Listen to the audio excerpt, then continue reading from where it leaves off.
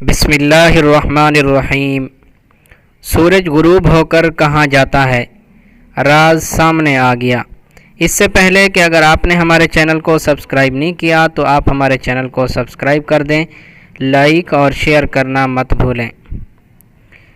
حضرت ابوذر رضی اللہ تعالی عنہ کہتے ہیں کہ رسول اللہ صلی اللہ علیہ وآلہ وسلم نے فرمایا، جانتے ہو یہ سورج غروب ہو کر کہاں جاتا ہے؟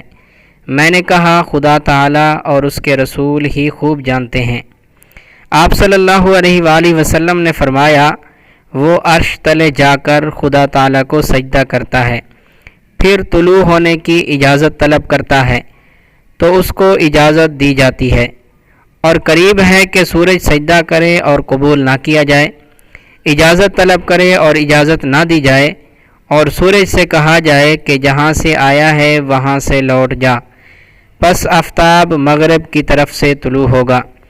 یہی مطلب ہے خدا تعالیٰ کے اس ارشاد کا، والشمس تجری لمستقر لہا، ترجمہ، اور آفتاب اپنے ٹھکانے کی طرف چلتا رہتا ہے۔